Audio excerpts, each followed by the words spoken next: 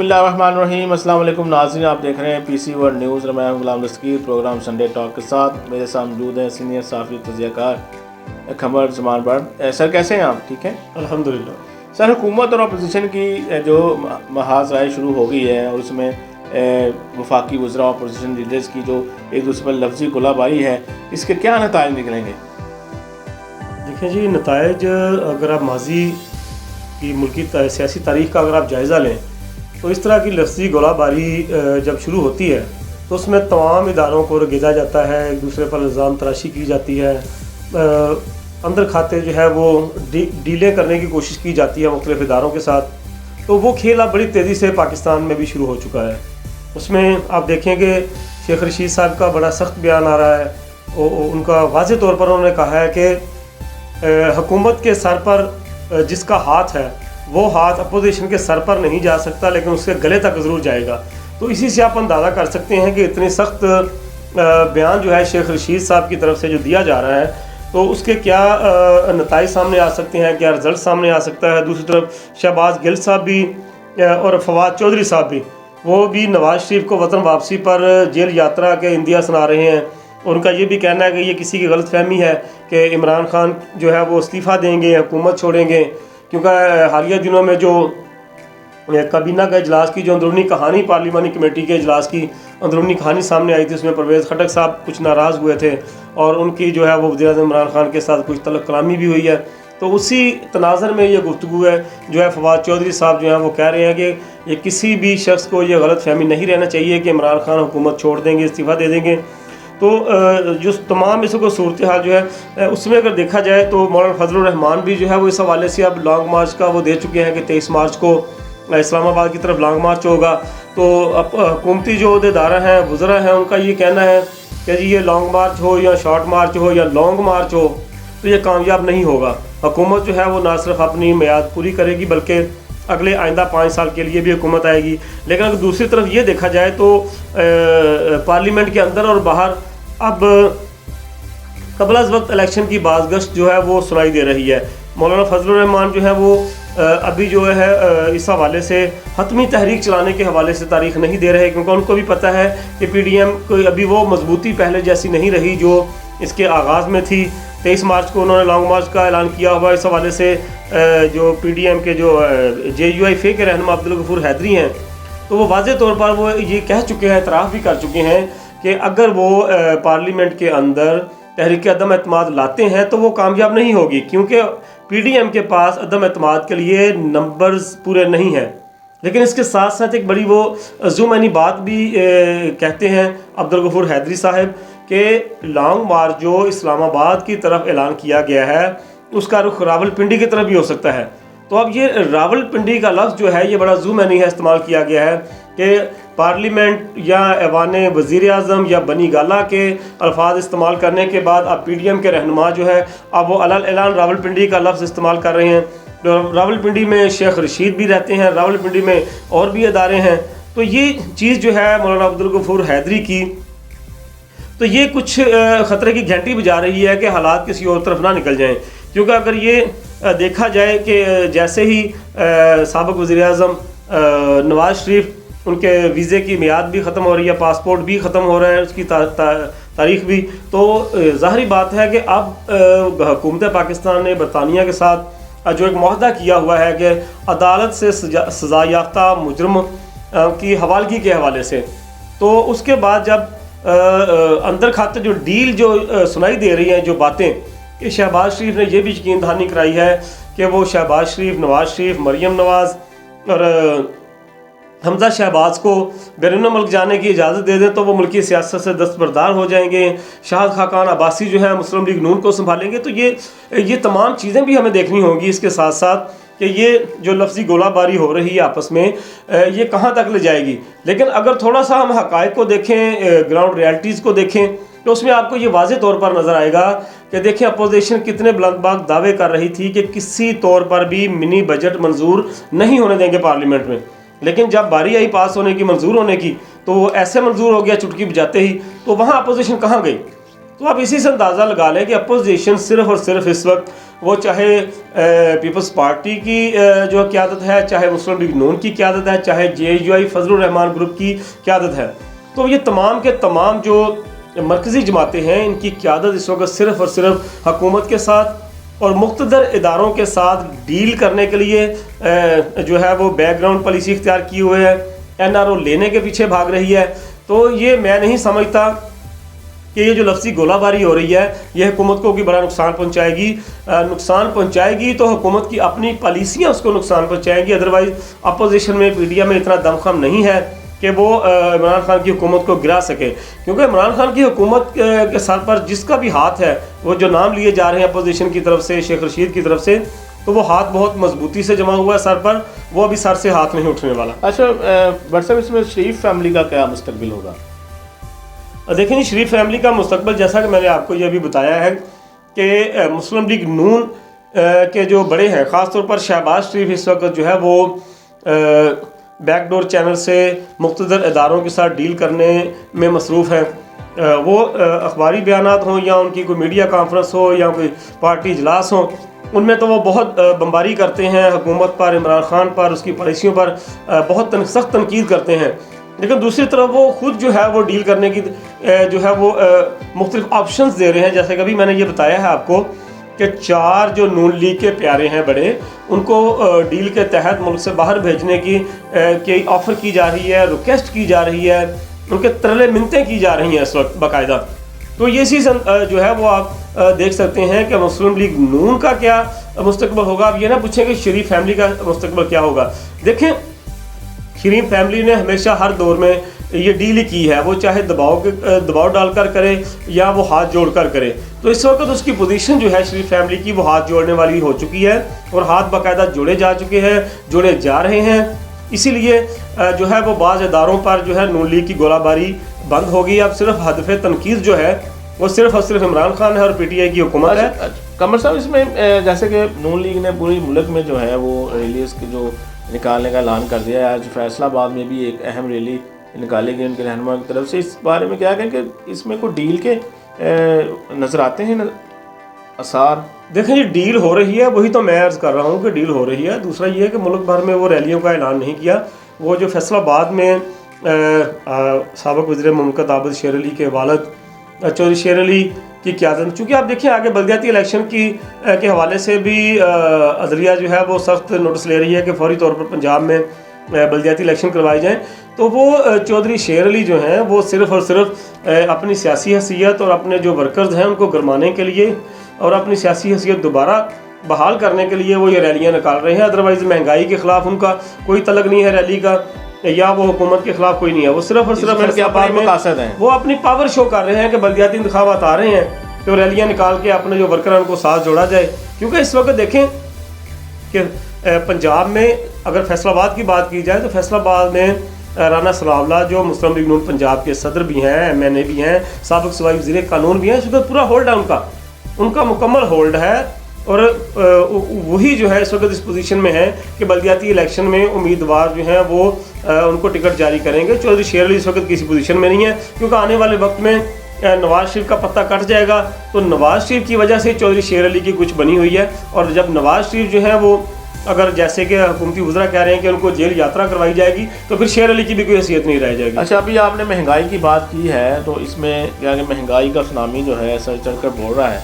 اور پیٹرول پھر مہنگا کر دیا گیا ہے، اور عام آدمی کا جو گھریلو بجٹ ہے بری طرح متاثر ہو چکا ہے۔ اس بارے میں کیا کہیں گے آپ؟ دیکھیں جی، یہ تو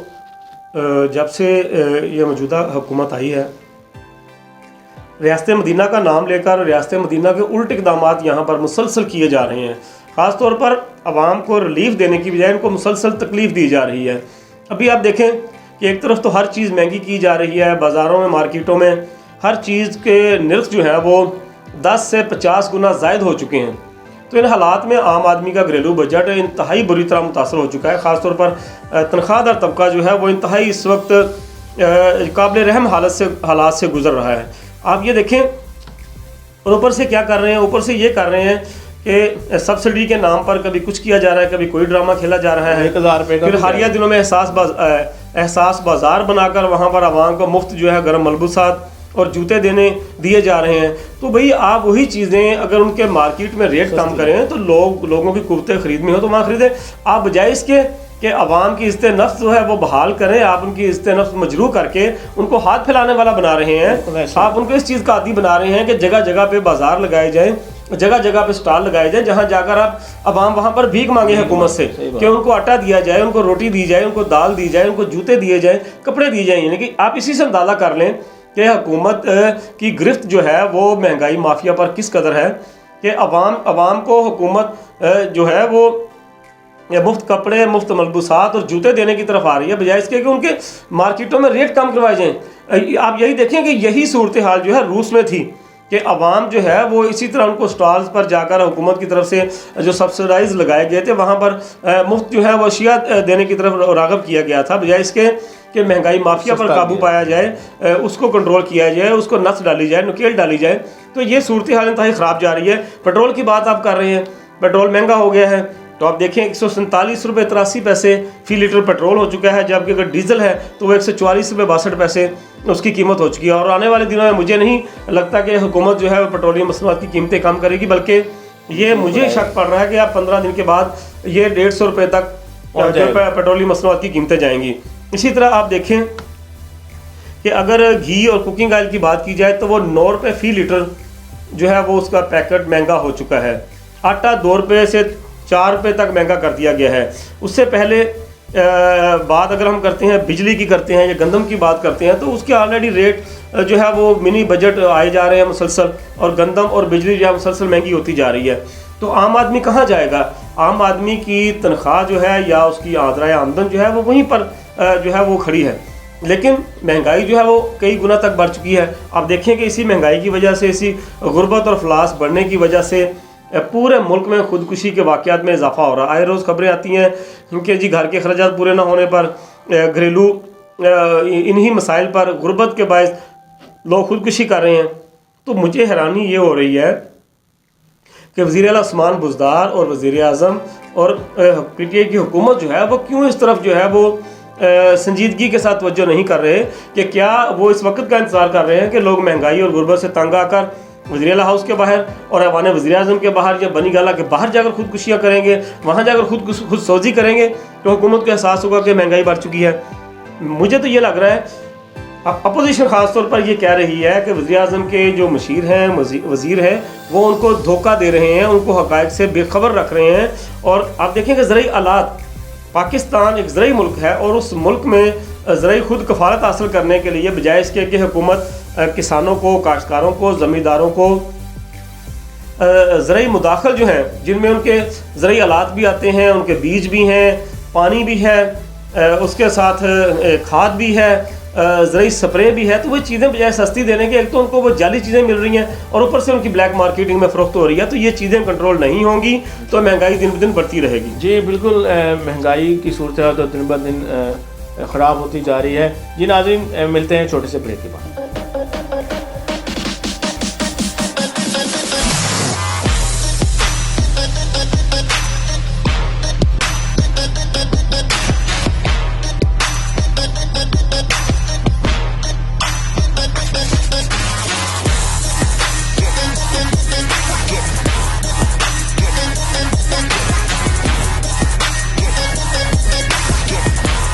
ویلکم بیک ٹو شو.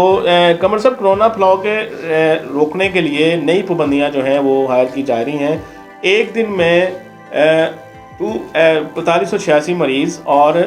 جو ہے مواد جو ہے 4 ہوئی ہیں، اور اس کے بعد 8.2 تک جو شرح فیصد بڑھ گئی ہے. اب یہ ایک تو مہنگائی ہے، اوپر سے یہ اگر پابندیاں لگ گئیں تو کیا بنے گا قوم کا؟ جی بالکل، ابھی جیسے کہ ہم مہنگائی کا ذکر کر رہے تھے تو آپ دیکھیں کہ کرونا کی لہریں جب پہلی لہر آئی ہے، دوسری لہر آئی ہے، تو اس دوران کیا صورتحال بن گئی تھی ملک میں. خاص طور پر لوگوں نے ہر چیز کے نرخ کئی گنا بڑھا دیے تھے. سمپل ایک فیس ماسک کا ذکر کریں یا سینیٹائزر کا ذکر کریں تو ان کی قیمتیں جو 5 روپے کا ماسک تھا وہ 20 سے 30 روپے تک فروخت ہوتا رہا. اسی طرح سینیٹائزر جو 60-70 روپے کی ایک بوٹل تھی وہ 300-400 روپے تک اس کی قیمت پہنچ گئی. تو یہ ہمارے وطن عزیز پاکستان میں یہ خود ہی لوگوں کو سمجھ جانا چاہیے اس حوالے سے کہ اگر یہ کرونا کا پھیلاؤ مزید ہوتا رہا تو اس حوالے سے اگر پابندیاں لگیں گی تو لامحالہ کسی کا کچھ نہیں جائے گا، انہیں عوام کا ہی نقصان ہوگا۔ صحت کے حوالے سے طبی لحاظ سے پہلے ہی وہ نقصان میں ہے کہ کرونا بیماری کی وجہ سے لوگ مر رہے ہیں، اموات ہو رہی ہیں، تو اس کے بعد ایک سماجی حوالے سے اور معاشی حوالے سے جو وار ان کے سروں پر ایک تلوار لٹکتی ہے وہ بھی ان کے سروں پر گرے گی، تو وہ عوام ہی متاثر ہوں گے۔ تو جس طریقے سے اشیاء کی قیمتیں گزشتہ ادوار میں مہنگی ہوئی ہیں، دوبارہ پھر یہ مہنگائی کا طوفان جو ہے ایک نیا آ جائے گا۔ مثبت کیسز آپ دیکھیں کہ 8.16% مثبت کیسز کرونا کے آ چکے ہیں، ان میں اب کرونا کا نیا ویریئنٹ جو آ چکا ہے اس کے بھی آئے روز لاہور کبھی کسی شہر سے کبھی کسی شہر سے وہ مریضوں کی اطلاعات آ رہی ہیں کہ اومیکرون کے مریض جو ہیں وہ سامنے آ رہے ہیں۔ تو اب اس حوالے سے جو اہم اجلاس جو ہے وہ کل پیر کے روز طلب کیا گیا، اس میں یہ فیصلہ کیا جائے گا کہ تعلیمی اداروں، سماجی اور شادی کی تقریبات، انڈور اور آؤٹ ڈور جو ڈائننگ ہے اس پر پابندی لگائی جائے یا نہیں۔ غالب خیال تو یہی ہے کہ تعلیمی اداروں میں جو ہے وہ چھٹیاں نہیں کی جائیں گی، دیگر جو تقریبات ہیں وہاں پر جو ہے پابندیاں لگائی جائیں گی اور ان کو بند کیا جائے گا۔ لیکن تعلیمی اداروں کے حوالے سے ابھی تک جو وفاقی وزراء کے اور جو محکمہ تعلیم کے جو افسران ہیں ان کی طرف سے یہ حوصلہ افزا جو پیغامات سامنے آ رہے ہیں، تجاویز سامنے آ رہی ہیں، ان میں یہی ہے کہ ابھی تعلیمی ادارے بند نہیں کیے جائیں گے۔ تو اس حوالے سے جو اجلاس ہے کل ہوگا اس میں دیکھا جائے گا کہ یہ کیا پابندیاں سامنے آتی ہیں۔ لیکن سندھ میں مختلف تجاویز دی گئی ہیں۔ اوورآل جو ہے اس وقت پروازوں میں، طیاروں میں جو ہے وہ اور پبلک ٹرانسپورٹ میں کھانے کی تقسیم ممنوع قرار دے دی گئی ہے۔ سندھ میں یہ تجاویز دی گئی ہیں کہ سرکاری اداروں میں جو ہے فیس ماسک ایک دفعہ پھر جو ہے وہ لازمی قرار دیا جائے۔ اگر کوئی سرکاری افسر فیس ماسک پہن کر نہیں آتا تو نہ صرف اس کو جرمانہ کیا جائے بلکہ اس کو معطل کیا جائے۔ اس کے ساتھ ساتھ دیگر تجاویز سامنے آ رہی ہیں۔ تو ایک اس کے ساتھ جیسا کہ پہلے پروگرامز میں ہم یہ بتا چکے ہیں کہ تھوڑا سا اگر بنظر عمیق دیکھا جائے تو اس کو کرونا کو اگر تھوڑا سا ملک کی سیاسی صورتحال سے بھی جوڑا جائے تو عام طور پر یہی دیکھنے میں آیا ہے کہ جب بھی اپوزیشن کی طرف سے کوئی تحریک تیزی پکڑتی ہے، اس میں گرمی آتی ہے، متحرک ہوتی ہے، تو اس کے ساتھ ہی کرونا بھی جو ہے وہ متحرک ہو جاتا ہے۔ تو مجھے لگ رہا ہے کہ یہ جنوری کا ماہ بھی آرام سے گزر جائے گا، فروری بھی آرام سے گزر جائے گا، لیکن جیسے ہی مارچ کا مہینہ آئے گا، کیونکہ 23 مارچ کو اپوزیشن نے پی ڈی ایم میں اعلان کیا ہوا ہے اسلام آباد لانگ مارچ کا، تو مجھے لگتا ہے یہ مارچ تک جو ہے نا یہ ایسے ہی صورتحال جائے گی، کوئی پابندیاں نہیں لگے گی، اور مارچ میں پابندیاں کا غالب امکان ہے کہ مارچ میں یہ پابندیاں لگا دی جائیں گے تاکہ اپوزیشن پی ڈی ایم جو ہے وہ اپنا لانگ مارچ جو ہے وہ نہ نکال سکے۔ دیکھتے ہیں جی مارچ تک کیا بنتا ہے ملک کا، کیونکہ کرونا بھی ایکٹیو ہو چکا ہے۔ جی پاکستان کی جو ڈرامہ انڈسٹری ہے بٹ صاحب بڑی مصروف ترین ہے آج کل، کرونا کے بعد کافی اس میں ڈرامہ سیریز بنی ہیں، لیکن ہم نے دیکھا ہے کہ اس میں ایک دو ٹاپک کی جو ہر ڈرامہ میں فوکس کرتے ہیں، جس میں ایک تو لیڈ کلاس کو دکھایا جاتا ہے کہ بڑی بڑی گاڑیاں، بڑے بڑے مکانات اور بڑے بڑے محل نما رہائش ہیں ان کی، اور دوسرا عشق میں ناکامی اور کامیابی، اسی پہ پوری جو ایک ساتھ ہیں وہ چلتی رہتی ہیں۔ کوئی معاشرے کی کوئی برائیاں، کوئی اچھائیاں، کوئی معاشرے میں جو مڈل کلاس سے بتائیں ان کے پرابلمز، کوئی لوئر کلاس سے بتائیں وہ نہیں آتے، مجھے کیا وجہ ہے یہ؟ اور فاشی بھی ہے۔ دیکھیں غلام حیدر دستگیر صاحب، یہ دیکھیں اس میں جو ایک چیز میں آپ کو یہ بتانا چاہتا ہوں کہ ایک دور تھا ٹی وی ڈراموں کا جب پی ٹی وی تھا، تو بہت اس وقت جو ہے اس حوالے سے ایک تو ڈراموں کے سکرپٹ پر اور اوورآل جو اس میں جو ایکٹرز ہوتے تھے، اداکار ہوتے تھے، ان کی ایکٹنگ کے حوالے سے انتہائی سخت جو ہے وہ پالیسی اپنائی جاتی تھی، کسی قسم کے کوئی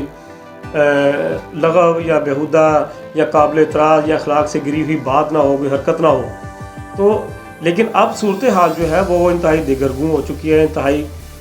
ڈرامہ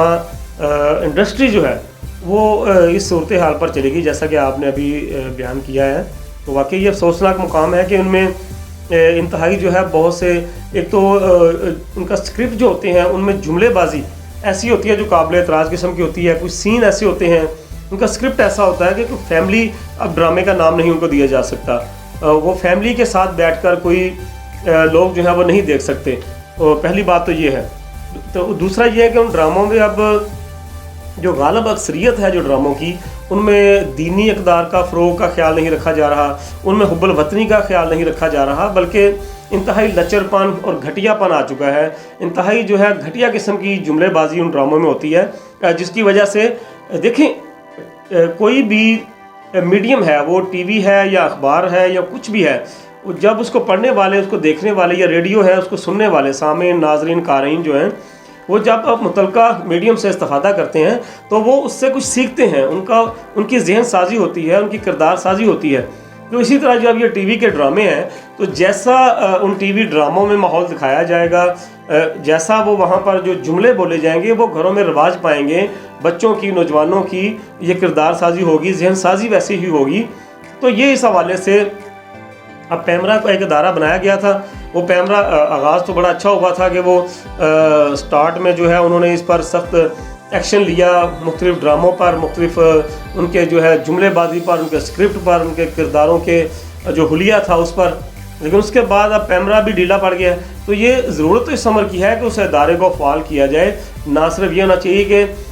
एक चीज़ का नाम लेकर एक अदारा खड़ा कर दिया जाए, वहाँ पर लोगों को भर्ती कर लिया जाए, कौमी ख़जाने पर एक बोझ बन जाए उनकी तनख्वाहें, और वो इदारा कुछ ना कर रहा हो। तो बहुत से इदारे हैं, पहले जैसे करप्शन के ख़ात्मे के लिए एंटी करप्शन बना, और उससे मज़ीद जो दीगर इदारे हैं इसी तरह वो बने हैं। तो लेकिन क्या हो रहा है, उन इदारों की कारकर्दगी अब सिफर होती जा रही है। नैब का इदारा बना था बड़े मगरमच्छों को पकड़ने के लिए, लेकिन बड़े मगरमच्छ जो है वो मुल्क से फ़रार हो रहे हैं। छोटे छोटे जो रोटी खाने के लिए जो कहीं से डबल रोटी चोरी कर रहे हैं उनको वो जेलों में ठोंसा जा रहा है। तो चीज़ यही होनी चाहिए कि पैमरा अगर इदारा बना है तो वो पैमरा की ज़िम्मेदारी है कि वो इन ड्रामों के स्क्रिप्ट पर ध्यान रखे, इन ड्रामों की किरदारों पर ध्यान रखे, इन ड्रामों में जो मुख्तलिफ़ किस्म की जो नाज़ेबा जो जुमले बोले जाते हैं, नाज़ेबा हरकत जो उनमें दिखाई जाती हैं, वो उनको ख़त्म करने के लिए सख्त इक़दाम करें। ना सिर्फ ये मुअत्तल ड्रामा जो है वो बंद होना चाहिए, बल्कि मुतलका जो है वो जो प्रोड्यूसर या राइटर है उस पर भी बैन होना चाहिए। जी बिल्कुल, पिछले दिनों में कुछ ड्रामास पर कुछ अर्सा के लिए पाबंदी भी लगी थी पर, लेकिन बाद में पैमरा ने पॉलिसी पता नहीं नरम कर दी है, आई डोंट नो। लेकिन इसमें पॉलिसी जो है वो सख्त होनी चाहिए, ताकि जब हम कोई ड्रामा पेश करें या उसका स्क्रिप्ट जो है, उसके अदाकार जो है वो एक माशरे में सबक मौत जो है वो कहानी पेश करें। जी नाज़रीन, ये था आज का प्रोग्राम। अगले प्रोग्राम तक के लिए मुझे और कमर भट्ट साहब को इजाज़त दीजिए। अल्लाह हाफिज़। पाकिस्तान जिंदाबाद।